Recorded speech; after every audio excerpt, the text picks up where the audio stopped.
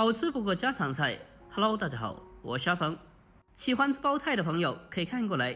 今天阿鹏就给大家分享一个不一样的做法——豆腐乳炒包菜。这样做出来的包菜吃起来口感爽脆，咸香可口，风味独特，吃着特别的好吃又下饭。最关键的是清淡不油腻，做着还特别简单。好了，接下来跟着我的视频一起来了解一下吧。首先呀，我们准备一颗新鲜的圆包菜。这种圆包菜要比扁包菜它的水分含量要多一点，所以它吃起来会更加的脆爽。我们先把包菜给它从中间对半切开，接着再把中间的硬心给它切下来去掉不要。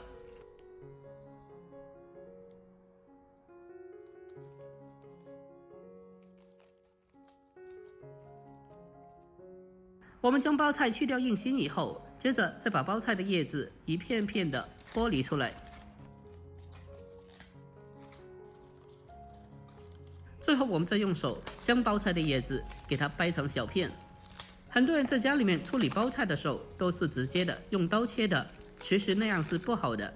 包菜最好的处理方法就是用手撕，用手撕出来的包菜它是不规则的，而且炒出来以后也没有那种刀切的味道。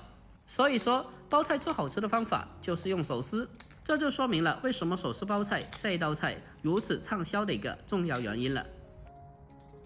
我们将包菜全部的处理好以后，接着再往里面添加一大勺的食盐，然后再添加满清水没过包菜，将其浸泡起来。我们将包菜用淡盐水浸泡一会后，接着再下手给它清洗一下，因为食盐呀，它有很好的杀菌消毒的作用。青菜在种植、运输还有贩卖的过程中会沾染一些细菌，还有一些寄生虫卵等有害的物质，所以我们在清洗的时候用淡盐水将其浸泡，再清洗一下，就可以很轻松的把里面的一些细菌和虫卵清理出来。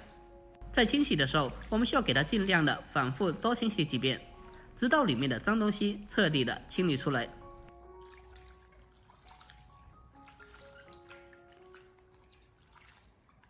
我们将包菜持续的抓洗干净以后，接着给它烘干水分，捞出来备用。下一步我们再准备一些其他的配料，准备少许的大蒜，先用刀将它给刀切成蒜片，最后再给它稍微的切一下，给它切小，把它切成蒜末。蒜末切好以后，先将其装起来备用。接下来我们再准备一个小碗，小碗中添加2块豆腐乳，再往里面再添加些许的腐乳汁，然后再往里面再添加适量的食盐，还有少许的鸡精，白糖一点点就好了。最后我们再用勺子将它搅拌一下，把豆腐乳给它搅碎一点，给它搅拌均匀。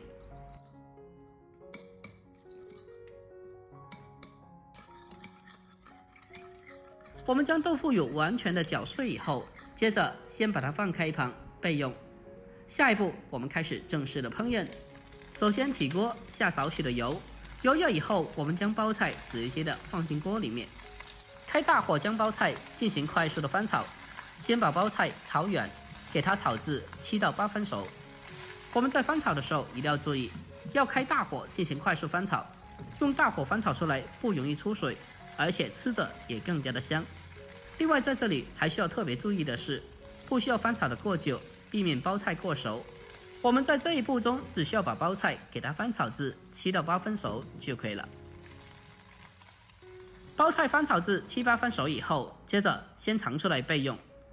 下一步我们再重新起锅，下切好的蒜末，开小火先把它翻炒一下，把蒜末给它炒出香味。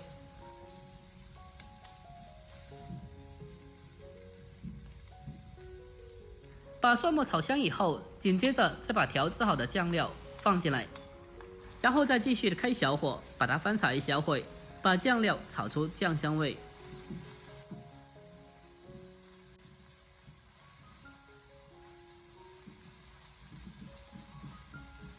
炒香以后，我们再把煸炒至7、8分熟的包菜重新回锅，然后再立刻的将火候调为大火，进行快速的翻炒，将其翻炒均匀。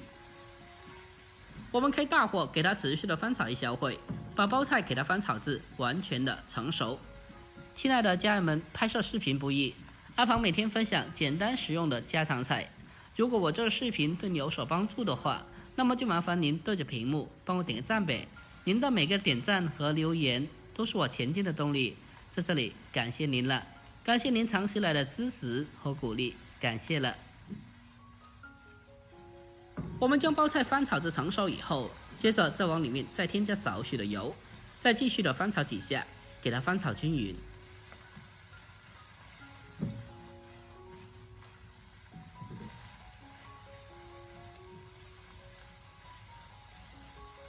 最后呀，我们将其大火翻炒出锅气，炒出香味以后，就可以出锅了。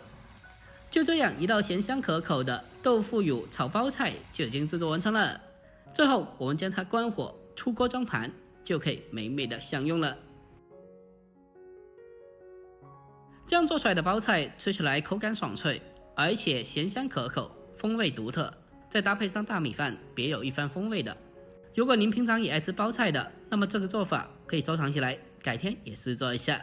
好了，今天视频就到这里，喜欢的记得点赞关注，我们下个视频再见，拜拜。